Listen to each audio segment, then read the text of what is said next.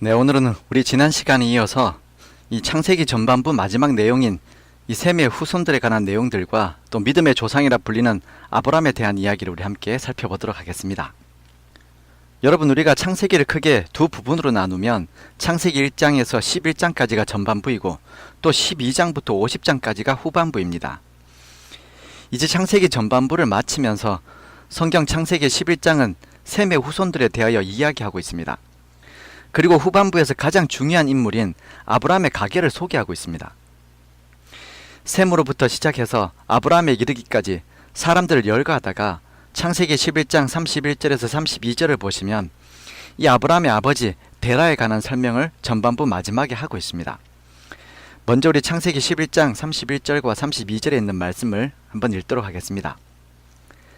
데라가 그 아들 아브라함과 하란의 아들인 그 손자 롯과 그의 며느리 아브라함의 아내 사레를 데리고 갈대아인의 우르를 떠나 가나안 땅으로 가고자 하더니 하란에 이르러 거기 거류하였으며 데라는 나이가 205세가 되어 하란에서 죽었더라 라는 말씀입니다. 우리가 앞에서 본 창세기는 하나님의 창조로 시작되었습니다. 그리고 하나님의 형상과 모양대로 지음을 받은 인생이 생육하고 번성하는 복을 받았습니다.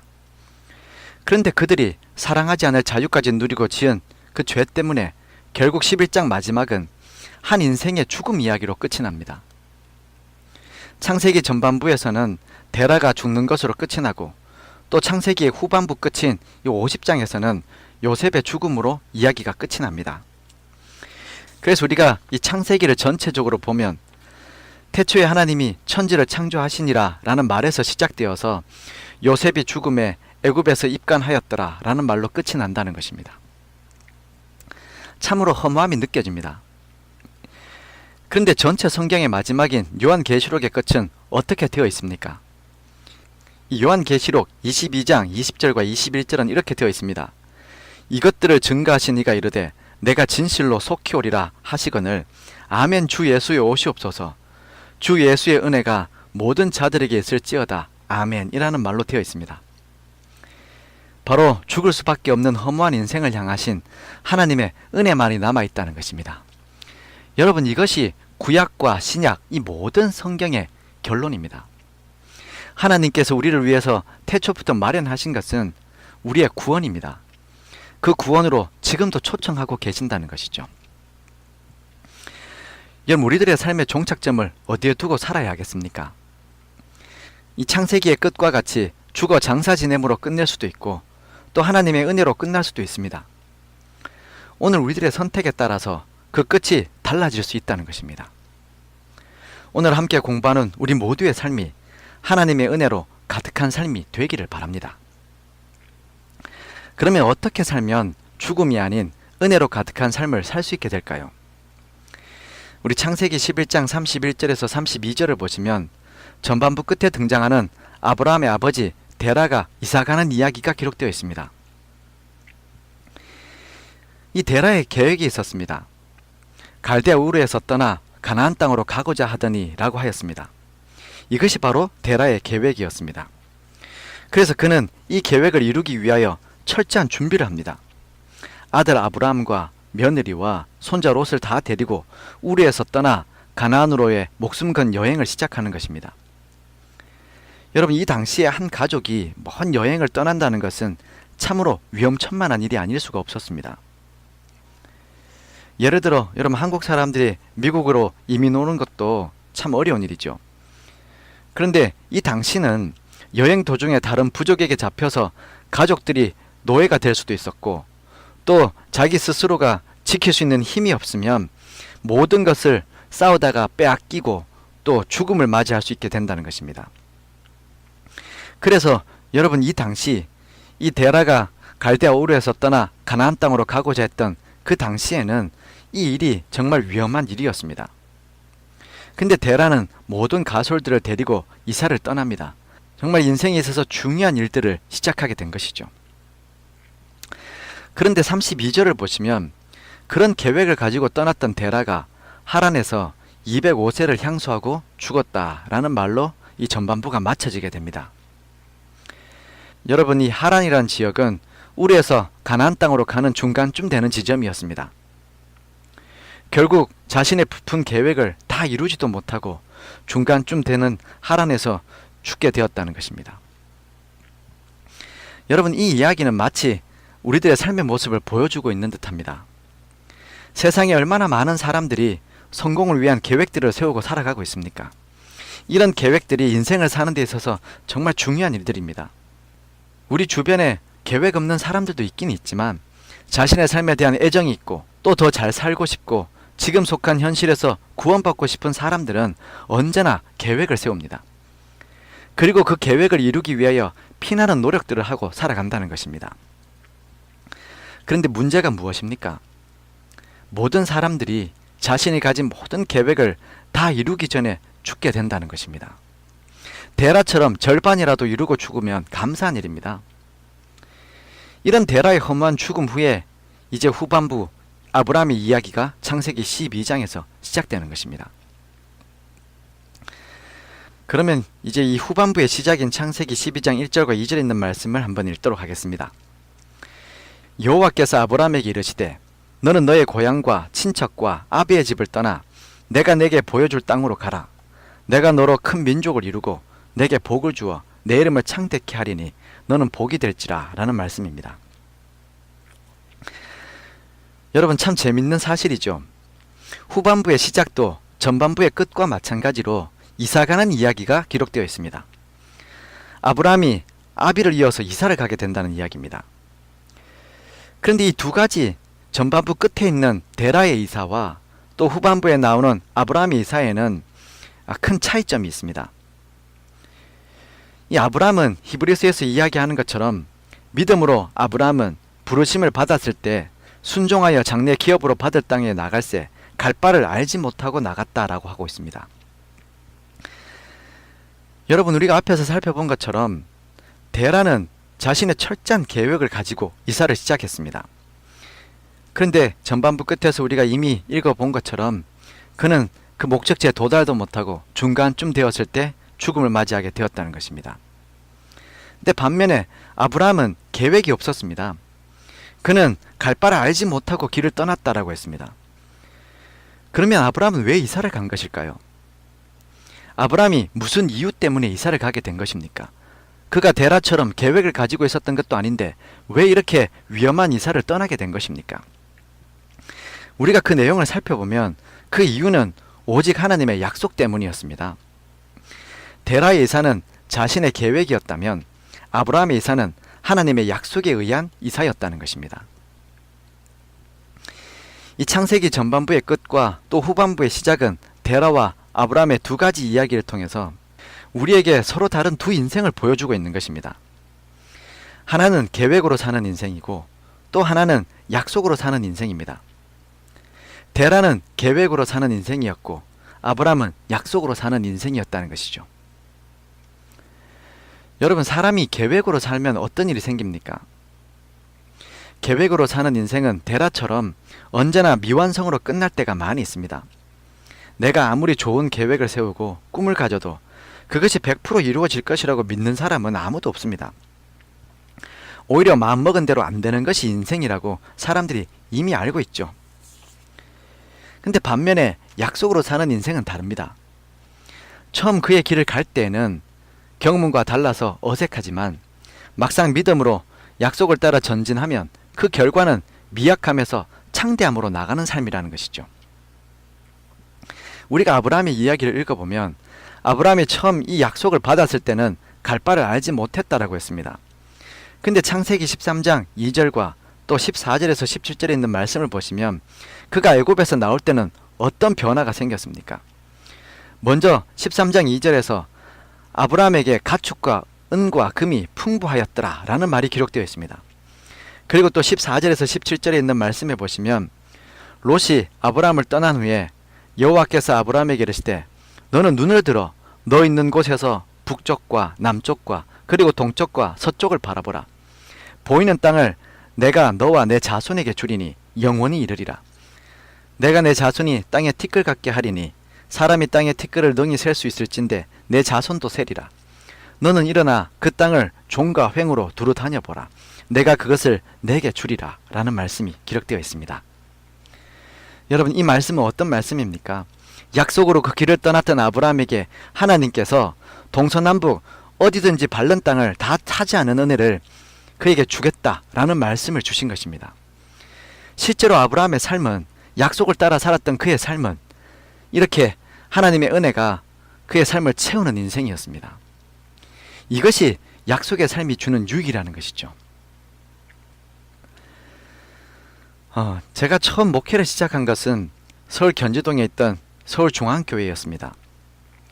근데 제가 살고 있던 집은 경기도 마석에 있었는데 아침마다 1시간 30분 이상 차를 타고 가야 제가 일하는 이 서울중앙교회에 도착할 수 있었습니다. 제가 평일에는 괜찮았는데 언제나 주말에 예배일이 문제였습니다. 9시 30분이면 예배가 시작되었기 때문에 그 전에 교회에 도착해서 그날 오전부터 해지는 시간까지 해야 할 일들을 항상 점검하고 준비하는 일을 전날 잘 해두어야 했습니다. 그야말로 하루의 삶을 위해서 철저하게 계획을 세워야 했다는 것입니다. 특별히 무슨 행사라도 있으면 그 전날 저녁까지 그 일이 잘 되게 하려고 계획하고 또 생각하고 점검하고 정말 잠이 오지 않을 정도로 신경을 쓰게 됩니다. 이렇게 계획을 많이 세우고 또 그 계획을 아무리 완벽하게 세워도 여전히 마음이 불안한 것입니다. 근데 여러분, 사람이 이렇게 계획으로만 살면 어떤 삶의 경험을 하게 될까요? 제가 일주일 동안 열심히 계획하고 준비한 다음에 행사가 있는 전날에는 생각을 합니다. 이제 이 중요한 일을 위해서 내일은 1시간 전에 교회에 도착해야 되겠다. 아침 6시에는 나가야 하고 또 6시에 나가려면 늦어도 5시에는 일어나야 그래야 준비하고 밥 먹고 또 그날 하루의 일을 준비하는데 문제가 없겠다, 이렇게 생각을 합니다. 그리고 어떤 길로 가서 그날은 몇 시부터 뭘 하고 몇 시부터는 뭘 하고 누구에게는 이런 일을 또 다른 사람에게는 이런 일을 부탁해야겠다. 그리고 이 모든 일들을 잘 이루기 위해서는 오늘 일찍 자야 되겠다. 이런 결론을 내리게 됩니다.